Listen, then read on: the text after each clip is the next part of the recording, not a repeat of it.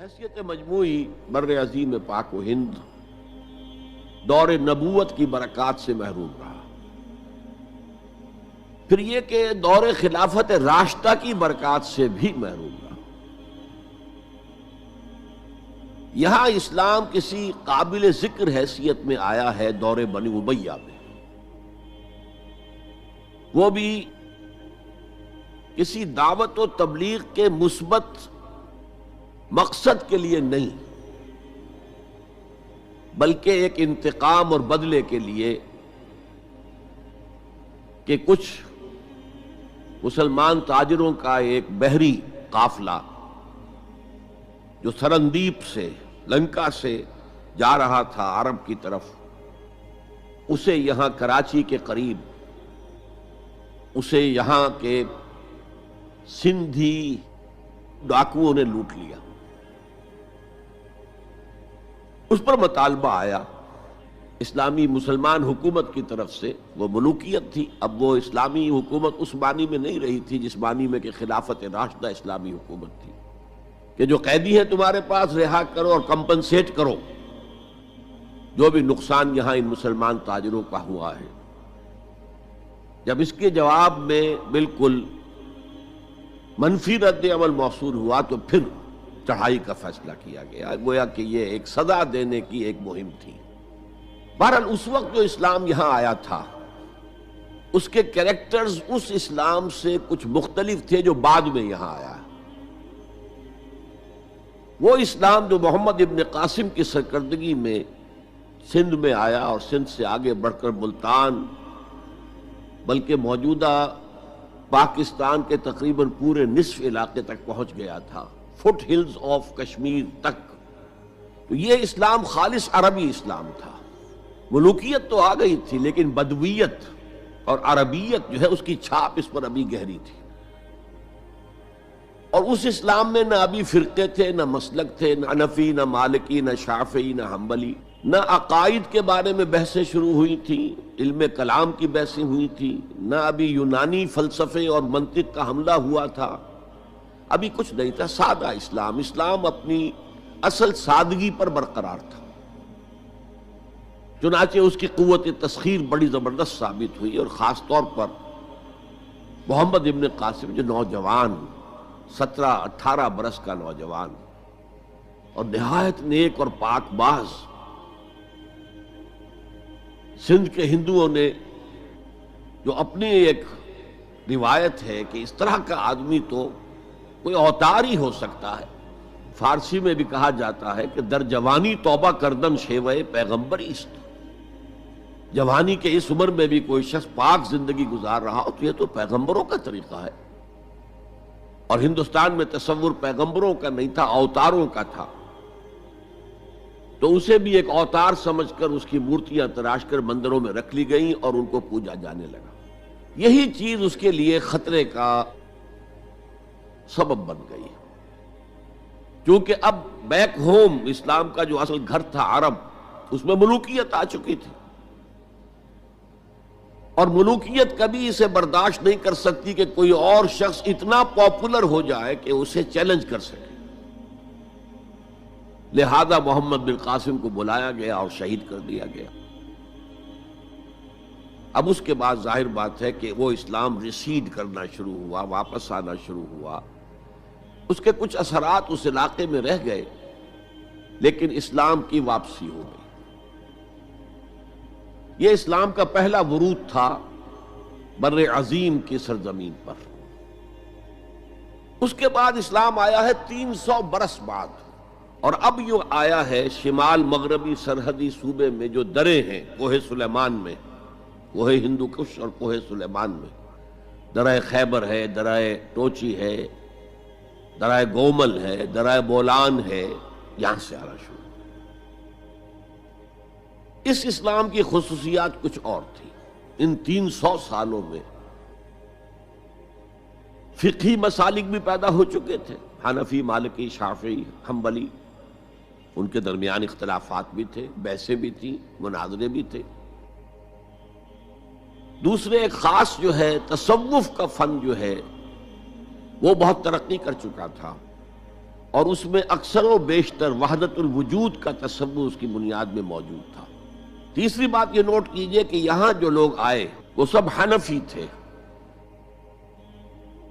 اور یہ ترک قبائل ہی تھے در حقیقت، اور ترکوں میں سے بھی غلام لوگ تھے، اسی لیے پہلا خاندان مسلمانوں کا یہاں خاندان غلامان کہلاتا ہے۔ ترک غلام تھے یہ، جو اپنی ذاتی صلاحیت اور اپنی استعداد کی بنا پر ترقی کرتے کرتے بادشاہت کے مقام تک پہنچے۔ عالم اسلام میں اس وقت دو عظیم جگہوں پر غلاموں کی حکومت تھی، اور اس سے اندازہ ہو سکتا ہے کہ اسلام میں غلاموں کا فیوچر کتنا روشن ہے۔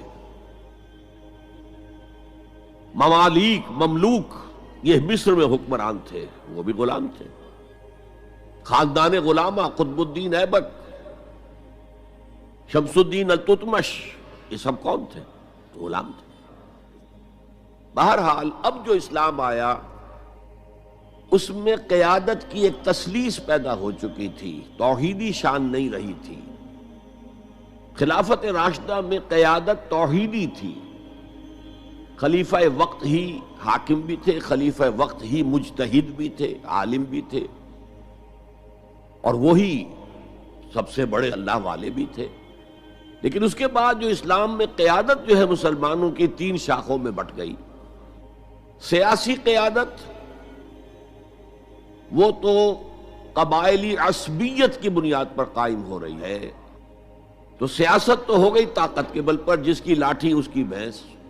اس کے بعد جو اس دینی قیادت تھی وہ دو حصوں میں منقسم ہو گئی، علمی قیادت علماء، مفسرین، فقہاء، محدثین، اور ایک ہو گئی صوفیاء کی قیادت۔ تو یہ تھی کیفیت جس میں کہ بر عظیم پاک و ہند میں اسلام وارد ہوا ہے پہلے ورود کے 300 برس بعد۔ اب اس کے 500 برس کے بعد یہاں ایک اور ایلیمنٹ آیا، اور وہ تھا شیعیت کا۔ آپ کو معلوم ہے کہ سن 1000 عیسوی میں پاکستان کا جو علاقہ اس وقت کا ہے یہ عالم اسلام میں داخل ہو چکا تھا۔ شہاب الدین غوری وغیرہ کی حکومت وہاں تک تو تھی، البتہ دہلی پر 1206 میں تخت دہلی جو ہے مسلمانوں کا 1206 میں شروع ہوا ہے۔ بہرحال اس کے بعد ہم کہہ سکتے ہیں کہ 300 برس بعد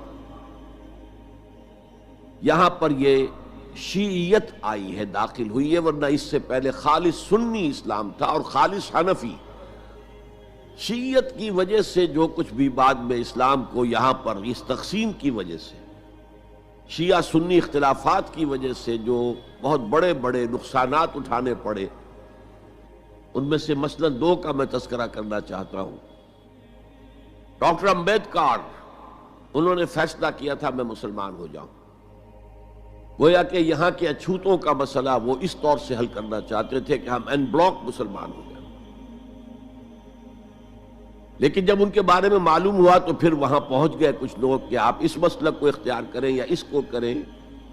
وہ اسی حیث بیس میں پھر انہوں نے فیصلہ کیا کہ میں کوئی بھی نہیں اختیار کرتا، اگر کوئی ایک اسلام ہے ہی نہیں، اب میں ایک کو اختیار کرتا ہوں تو دوسرے سے میری مخاصمت ہو جائے گی، دوسرے کو اختیار کرتا ہوں تو پہلے سے ہو جائے گی۔ اب اگلا دور آیا، ہندوستان میں انگریز آ گئے۔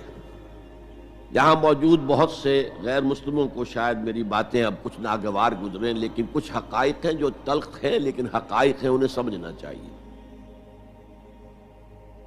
انگریزوں نے یہاں آ کر حکومت چھینی سی مسلمانوں سے بیشتر، ویسے تو یہ کہ ہندو راجے مہاراجا بھی تھے، لیکن بیشتر علاقوں میں تو مسلمان حاکم تھے، لہذا انہوں نے مسلمانوں کو دبانا بہت ضروری سمجھا، اس لیے کہ جو سابق حاکم ہو ان میں ایسپیریشنز پیدا ہوتی رہتی ہیں کہ ہم تھے یہاں کے حاکم، کیوں نہ واپس حاصل کریں۔ بغاوت کے ان کے اندر جراثیم مسلسل پروان چڑھتے ہیں۔ مسلمانوں کو دبایا اور ہندوؤں کو اٹھایا، کیوں کہ ہندوؤں کے لیے معاملہ صرف چینج آف ماسٹرز کا تھا، کوئی بڑا حادثہ تو نہیں تھا۔ پہلے مسلمانوں کے غلام تھے، اب انگریزوں کے غلام ہو گئے۔ اور اس اعتبار سے انگریز نے بھی انہیں قریب کیا اور ہندوؤں نے بھی مغربی علوم اور مغربی سائنسز کو پڑھنے میں بڑی سبقت کی۔ بنگال میں انگریز آیا اور بنگال میں آپ کو معلوم ہے اکثر و بیشتر جو سائنسدان پیدا ہوئے جن کی کہ لکھی ہوئی ٹیکسٹ بکس جو ہے بہت عرصے تک استعمال ہوتی رہی ہندوستان میں، یہ کون تھے؟ چیٹرجی، بینرجی، سب کے سب بنگالی تھے۔ ایک اور بات یہ ہے کہ ہندو اپنے ماضی سے بہت دور آ چکے تھے، ان کا ماضی عظمت والا، آخر اشوک کا دور بہت عظمت کا، چندر گپت موریہ کا دور بہت عظمت کا، وکرمادیتیہ کا دور بہت عظمت کا تھا، لیکن وہ اب بہت پیچھے جا چکے تھے۔ تقریباً مسلمانوں کی آمد کی وجہ سے 1000 سال کا فصل واقع ہو چکا تھا۔ لہذا تہذیب و تمدن کے لیے بھی، جیسے کہ انہوں نے مسلمانوں کے زمانے میں فارسی پڑھی، فارسی پڑھتے تھے، کوڈ لینگویج فارسی ہے، جیسے کہ پھر بعد میں مسلمان اور ہندو اور سب نے انگریزی پڑھی، ملازمتیں ملیں گے تو انگریزی پڑھنے والوں کو ملیں گی، راستہ کیریئرز کا کھلے گا تو انگریزی پڑھنے والوں کا کھلے گا۔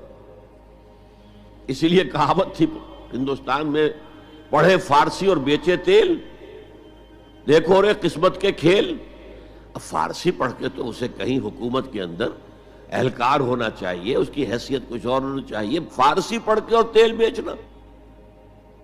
جبکہ مسلمانوں کا معاملہ یہ تھا کہ ان کی تو ابھی تہذیب اور تمدن، ان کی روایات ابھی تازہ تھی، لہذا جو غیر مسلم تھے یہاں کے، انہوں نے انگریزی علوم، انگریزی سائنس، انگریزی تہذیب، اس کو کھلے دل کے ساتھ خوش آمدید کہا، اور مسلمانوں میں ایک زبردست ڈویژن ہو گیا۔ بلکہ ابتدائی ری ایکشن تو بہت سخت تھا، یک طرفہ تھا، ہم نہ انگریزی پڑھیں گے، ہم نہ انگریزی علوم سیکھیں گے، نہ سائنس پڑھیں گے، ہم تو اپنے کونوں کھدروں میں، اگرچہ جو سیلاب آ گیا ہے اس کو روکنے کی طاقت تو ہم میں نہیں ہے، لیکن ہم کونوں میں جا کر بیٹھ جائیں گے، قال اللہ قال الرسول۔ اور انگریزی تہذیب سے اس قدر دوری کہ اگر کوئی میز کرسی پر بیٹھ کر کھانا کھا لے تو کرسٹان ہو گیا۔ یہ تو کسی نے چمچہ استعمال کر لیا کھانے میں، کانٹا تو بہت دور کی بات ہے، چمچہ بھی استعمال کر لیا تو کرسٹان ہو گیا۔ تو اس درجے ری ایکشن تھا علماء کے زیر اثر حلقوں میں، گویا کہ وہ جو گاندھی جی کا فلسفہ تھا نان کوآپریشن، تو مسلمانوں نے انگریزوں کے ساتھ شدید قسم کا naan cooperation from the very beginning شروع کیا۔ اس پر سر سید احمد خان نے ان دونوں چیزوں کی مخالفت کی۔ ایک تو انہوں نے انگریزوں کو بتایا کہ دیکھو یہ جو آزادی کی جنگ تھی یہ صرف مسلمانوں کی نہیں تھی، 1857 کی، یہ تو مشترک تھی، تو اس کے اندر کیا سبب ہوا ہے، اس کی وجہ سے آپ مسلمانوں سے بودھ محسوس نہ کریں۔ اور مسلمانوں سے بھی کہا بھائی انگریزی پڑھو، انگریزی علوم حاصل کرو، سائنس پڑھو، سائنٹیفک نالج حاصل کرو، ورنہ تمہاری حیثیت ہندوستان میں کیا رہ جائے گی؟ پلے دار رہ جاؤ گے یا گوشت فروش رہ جاؤ گے، اللہ اللہ خیر صلی اللہ، اور تمہاری کوئی حیثیت نہیں رہے گی۔ تو اس اعتبار سے سر سید احمد خان ایک اہم لینڈ مارک ہے۔ اس کے علاوہ انگریزی دور کا ایک اور جو پہلو بہت اہم ہے، انگریزوں نے ڈیوائیڈ اینڈ رول پالیسی کے تحت مسلمانوں اور ہندوؤں کے درمیان مرافرت کو ہوا دی۔ یہ ان کی پالیسی رہی مستقل، یہ ایک قوم کی حیثیت سے سامنے نہ آ جائیں، پھر ظاہر بات ہے کہ ہمارے پاؤں تو اکھڑ جائیں گے یہاں سے۔ تو یہ جو ہمارے ہاں شروع ہوا، کچھ اور فیکٹر بھی تھے۔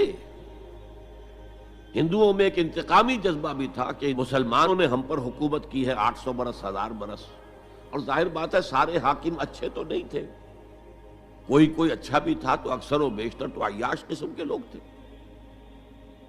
ہم نے محل بنائے، تاج محل بنائے، ہم نے کوئی کام اور تو کیا نہیں۔ دین کی تبلیغ تو اولیاء اللہ نے کیا، صوفیاء نے کی، کبھی بھی سرکاری سطح پر، حکومت کی سطح پر یہاں تبلیغ اسلام کا اہتمام نہیں ہوا۔ ایک دو ایکسیپشنز ہیں، ایک راجہ گجرات کاٹھیا واڑ کے علاقے کا جس نے کہ تبلیغ کا اہتمام کیا، ایک راجہ کشمیر کا تھا جس نے تبلیغ کا اہتمام کیا، باقی حکمرانوں نے کوئی کوشش نہیں کی۔ آزادی سے قبل متصلاً جو کیفیت پیدا ہو گئی تھی، اس کا ایک اہم فیکٹر یہ تھا کہ مسلمانوں میں ہندوؤں کا ایک خوف پیدا ہو گیا، کیونکہ جو نظام اب بن چکا تھا وہ تو یہ تھا کہ ووٹ کی بنیاد پر فیصلے ہوں گے، ون مین ون ووٹ۔ اس کے اعتبار سے مسلمان اقلیت میں اور غیر مسلم ہندو یہاں اکثریت میں، تو گویا کہ ہمیشہ کے لیے اگر ایک ملک کی حیثیت سے یہ ملک جو ہے تقسیم آزادی حاصل کرتا ہے تو مسلمان غلام ہو جائیں، ان کی تہذیب بھی ختم کر دی جائے گی۔ شدھی کی تحریک شروع ہو چکی تھی، ان کا مذہب بھی تبدیل کرنے کی کوشش کی جائے گی۔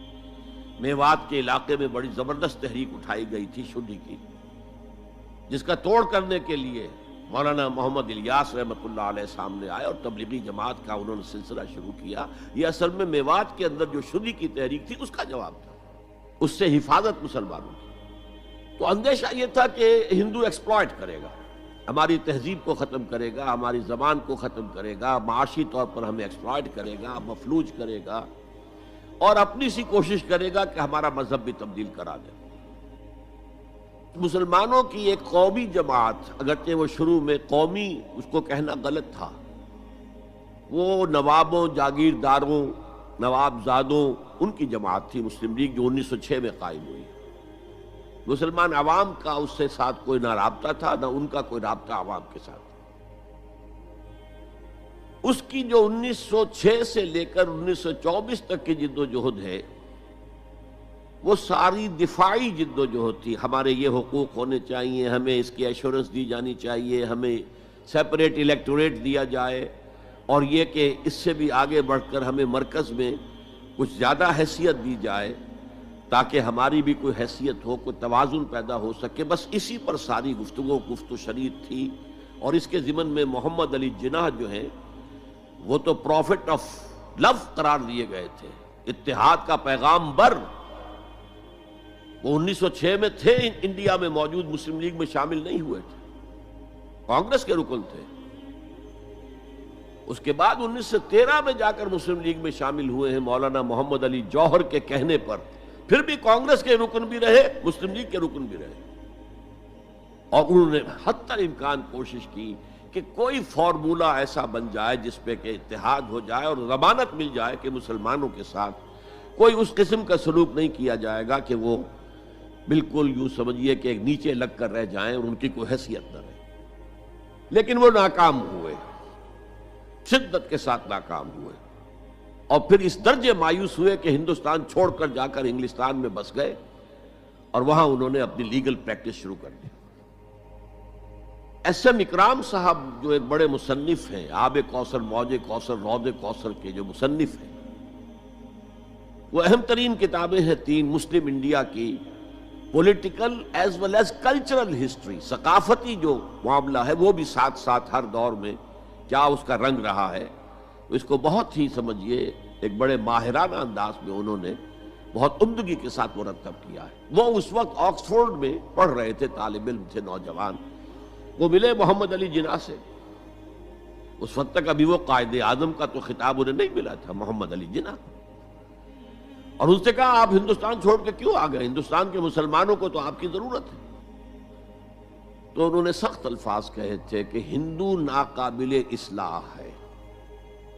یہ اس وقت کی ہندو قیادت پر ان کا تبصرہ تھا، اور مسلمانوں کا حال یہ ہے کہ ان کا کوئی لیڈر مجھ سے صبح جو بات کرتا ہے شام تک ڈپٹی کمشنر یا گورنر تک پہنچا دیتا ہے، تو ایسی قوم کی قیادت میں کیسے کروں؟ لیکن اصل میں ایک ٹرننگ فیکٹر آیا ہے، turning point in the history of Muslim league movement, and that was 1930۔ اس میں جو الہ آباد میں مسلم لیگ کا سیشن ہوا تھا، اس میں خطبہ صدارت دیا تھا علامہ اقبال نے۔ علامہ اقبال اس سے پہلے ہندوستان میں ایک سور پھونک چکے تھے کہ اب اسلام کی نشأت ثانیہ کا دور آنے والا ہے، اسلام جو ہے دوبارہ دنیا کے اندر برسر عروج آئے گا۔ ایک امید افزا صورتحال علامہ اقبال نے اپنی ملی شاعری سے پیدا کر دی تھی۔ کتاب ملت بیضا کی پھر شیرازہ بندی ہے، یہ شاخ ہاشمی کرنے کو ہے پھر برگ و بر پیدا، سبق پھر پڑھ صداقت کا، شجاعت کا، عدالت کا، لیا جائے گا تجھ سے کام دنیا کی امامت کا۔ نوا پیرا ہو اے بلبل کہ ہو تیرے ترنم سے کبوتر کے تنے نازک میں شاہی کا جگر پیدا۔ اور ویسٹرن سویلائزیشن کو انہوں نے چیلنج کیا تھا، دیار مغرب کے رہنے والوں خدا کی بستی دکان نہیں ہے، کھرا جسے تم سمجھ رہے ہو وہ اب ذرے کم عیار ہوگا،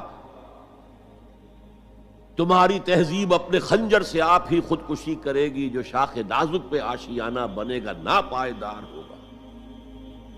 یہاں فرسٹ ورلڈ وار کے بعد جو عالم اسلام کی کیفیت ہوئی تھی اس پر کس قدر یاس انگیز نا امیدی سے بھرا ہوا مرثیہ مولانا حالی نے لکھا تھا۔ قوم کی زبان اس وقت وہ تھے، قومی شاعر جو ہے قوم کی زبان ہوتا ہے۔ پستی کا کوئی حد سے گزر نہ دیکھے، اسلام کا گر کر نہ ابھر نہ دیکھے، مانے نہ کبھی مد ہے ہر جزر کے بعد دریا کا ہمارے جو اتر نہ دیکھے۔ اور آخر میں جو مناجات بحضور سرور کونین صلی اللہ علیہ وسلم، اے خاصہ خاصان رسول وقت دعا ہے، امت پہ تیری آ کے عجب وقت پڑا ہے، وہ دین جو بڑی شان سے نکلا تھا وطن سے پردیس میں وہ آج غریب الغربا ہے۔ اسی قسم کے مرثیے علامہ شبلی نے کہے، مولانا حمید الدین فراہی نے کہے، لیکن اقبال پہلا شاعر ہے جس نے کچھ مرثیے بھی کہے ہیں۔ جب انگلینڈ جاتے ہوئے وہ گزر رہے تھے سسلی، جزیرہ سسلی کے پاس سے جہاز گزر رہا تھا تو دل میں ہوک اٹھی ہے، کبھی یہ مسلمان جہاز رانوں کا مرکز ہوتا تھا، بیس ہوتا تھا، رولے اب دل کھول کر اے دیدہ خونابہ بار، وہ نظر آتا ہے تہذیب حجازی کا مزار، تھا یہاں ہنگامہ ان صحرا نشینوں کا کبھی، بحر بازی گاہ تھا جن کے سفینوں کا کبھی۔ کہا ہے مرثیہ بھی کہا، اقبال کے ہاں مرثیہ ہے، لیکن ساتھ ہی ایک امید افزا پیغام کہ اب دوبارہ نکل کے صحرا سے جس نے روما کی سلطنت کو الٹ دیا تھا، سنا ہے یہ قدسیوں سے میں نے وہ شیر پھر ہوشیار ہوگا۔ یہ جو عوامی ایک فضا ان کی شاعری سے پیدا ہو چکی تھی، ملی شاعری سے، انہوں نے 1930 میں آ کر مسلم لیگ کی موومنٹ میں اس کا انجیکشن لگا دیا۔ اسی طرح چلتی ہوئی ایک تحریک تھی 1906 سے آئی تھی، 24 برس ہو چکے تھے 1930 تک، اب اس میں ایک انجیکشن لگا دیا گیا، احیاء اسلام۔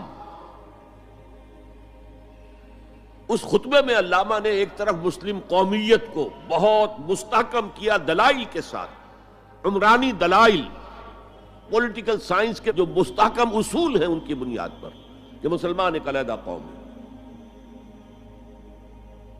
اور نمبر 2 انہوں نے کہا، اور یہ ایک پروفیسی تھی، ایک طرح کی مستقبل کے بارے میں ایک پیشن گوئی تھی، تجویز نہیں تھی۔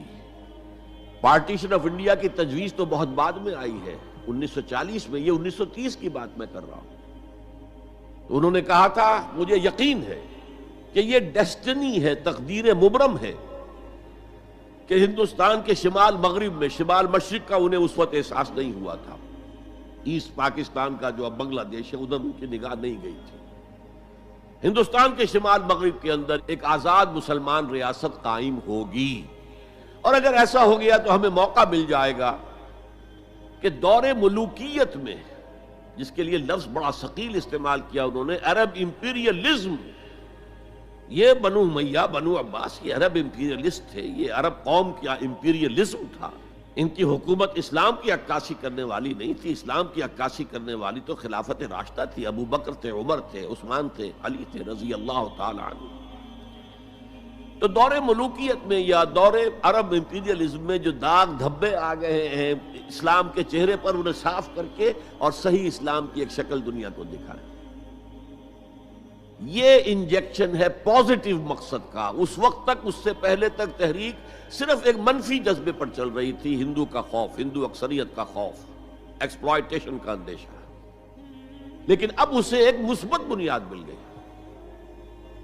1932 میں قائد اعظم گئے انگلستان، لندن، گول میز کانفرنس میں، جناح صاحب اس میں شریک نہیں تھے، اس لیے کہ وہ تو ویسے ہی سیاست کا میدان چھوڑ چکے تھے۔ اس موقع پر پھر علامہ اقبال نے ملاقاتیں کی ہیں جناح صاحب سے، اور وہی انجیکشن ان کو بھی لگایا اور انہیں پھر آمادہ کیا کہ آئیں واپس ہندوستان، اور اس انجیکشن کے حوالے سے مسلمانوں نے ہند کو منظم کرے اور جمع کرے۔ تو یہ پھر تحریک پاکستان جو ہے، چونکہ مسلمانوں کے جذبات کے ساتھ اس کی ہم آہنگی، معجزہ ہو گیا کہ مسلم مائنورٹی کے پروونسز نے کس طریقے سے یکجا اور یکسو ہو کر اس موومنٹ کو سپورٹ کیا، حالانکہ انہیں معلوم ہے کہ کسی بھی حساب سے ان کے تو پاکستان میں شامل ہونے کا کوئی امکان تھا ہی نہیں۔